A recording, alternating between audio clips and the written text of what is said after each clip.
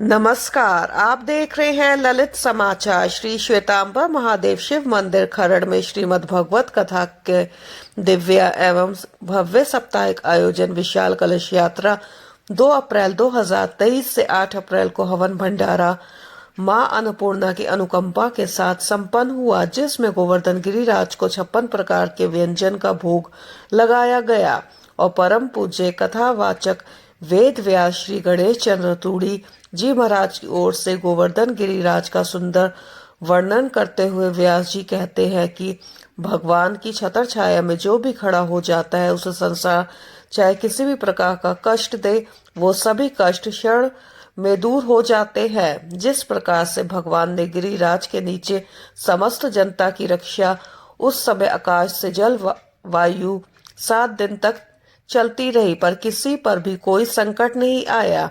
इसलिए जो भी मनुष्य भगवान की छतर छाया में आ जाता है वह सदैव सुखी व प्रसन्न रहता है। कथा की समाप्ति पर विद्वान पंडित जी ने श्री कृष्ण सुदामा जी के अलौकिक मित्रता की वर्णन मधुर संगीतमय अंदाज में कर सभी उपस्थित भक्तों का मन मोह लिया।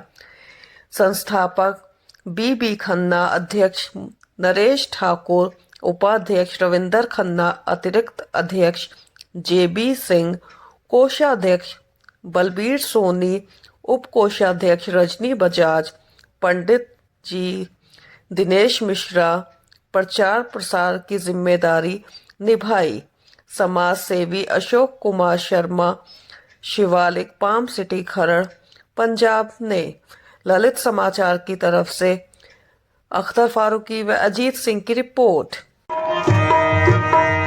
मेरे होठों पे कृष्ण, मेरे हृदय में कृष्ण, मेरे होठों पे कृष्ण, मेरे हृदय पे कृष्ण, मेरे होठों पे कृष्ण, मेरे हृदय में कृष्ण, मेरे होठों पे कृष्ण, मेरे हृदय में कृष्ण। मैंने ज्योति जगाई रे कृष्ण नाम के, मैंने ज्योति जलाई रे कृष्ण नाम की, मैंने ज्योति जगाई रे कृष्ण नाम के, मैंने ज्योति जलाई रे कृष्ण नाम की, मैंने मेहंदी रचाई रे कृष्ण नाम के, मैंने मेहंदी रचाई रे कृष्ण नाम की, मैंने प्यार लगाई रे कृष्ण नाम के, मैंने विद्या लगाई रे कृष्ण नाम की। बड़ा सुंदर है। इन्हें जप करने की आवश्यकता नहीं है और इनका नाम तो हर जगह आता ही रहता है। श्री बांके बिहारी लाल की जय। तो ये हमारे पूज्य श्री बांके बिहारी जी जो इस विद्या के परीक्षित रहे हैं, इनके साथ में हमारी समस्त ज्योति से एक मूसल प्रकट हुआ, ऐसा मूसल प्रकट हुआ, ऐसा पहना हुआ। इन्होंने इसको बेचा, टुकड़े टुकड़े करके इनको नदी में फेंक दिया। नदी में फेंकने के बाद इसको मलेच्छों ने पकड़ा। मलेच्छों ने पकड़ करके मछली के घर में यह मूसल आई और मूसल आकर के मलेच्छ ने इनका सुंदर सा बाण बनाया। बाण बना करके ऐसा तैयार हुआ। एक दिन भगवान और संपूर्ण यदुवंशों का इसके द्वारा विनाश हो गया। अंत में भगवान को पता लगा संपूर्ण नष्ट हो गया। एक पेड़ के नीचे बैठे, पेड़ के नीचे बैठ करके यही मलेच्छा आए निषाद राज के रूप में। इन्होंने यह बाण मारा, भगवान के पांव पर लगा और भगवान के पांव पर जैसे ही लगा और भगवान ने श्री कृष्ण अपने इष्ट राम को पुकारा। दौड़ते हुए आए, अपना प्राश्चित करने लगे। प्रभु हमने ये क्या कर दिया? भगवान ने कहा ये मेरी इच्छा से होता है। इसलिए भगवान भी अपने धाम को चले गए।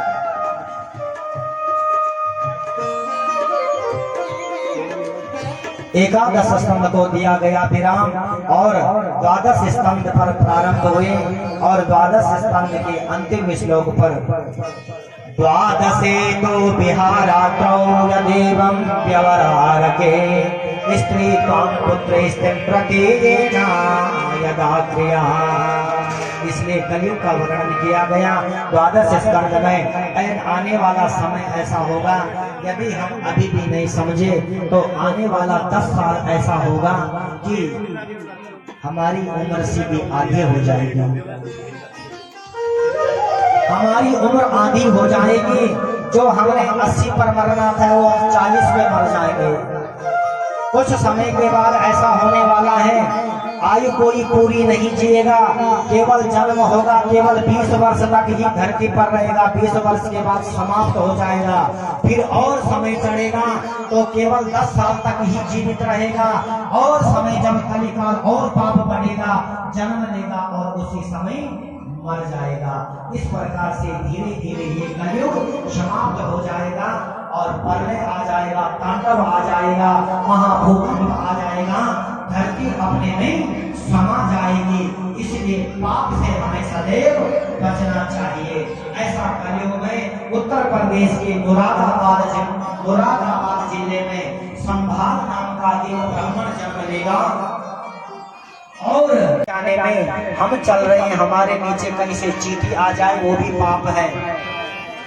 अनजाने में हमसे कोई पाप हुआ होगा तो हे परम तत्व, हे पुरुषोत्तम, हे नारायण, हे भगवान श्री भागवत महापुराण, हमारे सारे पाप ताप संताप कायिक वाचिक मानसिक सांसारिक समस्त पापों को समाप्त करते हुए हमें पुण्य की प्राप्ति हो जाए, ऐसे ही पार ब्रह्म परमेश्वर नमामि हरि परम, ऐसे हरि ऐसे पुरुषोत्तम भगवान को हम और आप बारंबार प्रणाम करते हैं, बारंबार प्रणाम करते हैं, कोटि कोटि नंदन करते हैं, कोटि कोटि वंदन करते हैं और बारंबार उनके पाद पद्मों को अपना जो हमारा सर है उनके चरणों में लगाते हुए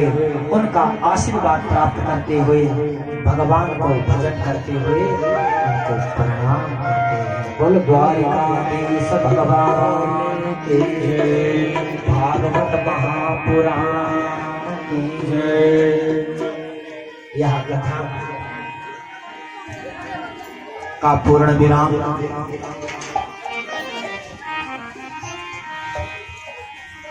तो मेरी बहनों, जो भी तुमने इस कथा को सुना है, ग्रहण किया है, वो अपने मन में ऐसी जो सबके पे दुपट्टा तो होता ही है, और ऐसा दुपट्टा लेकर के जितना भी हमने इस कथा को सुना है, भगवान के स्मरण करते हुए, भगवान को अपने मन में लाते हुए, सभी तीर्थों को अपने मन में लाते हुए, हे भगवान, यदि हमने कभी, हे प्रभु, तुम बिनु संसार में कौन है, तुम ही माता है, तुम ही पिता है, तुम ही सखा है, तुम ही सहारा है, तुम ही कराते हैं, तुम ही बुलाते हैं, तुम ही लड़ाते हैं, सर्वस्व आप है प्रभु। मैं मूर्ख खलकानी हूँ, सतमार्ग सतभाव यूं ही सत्संग देते रहना प्रभु, देते रहना, और अपनी झोली को यूं ही बंद कर दो और भगवान की बोल भागवत महापुराण की जय। ओम पूर्णमिदः पूर्णमिदम्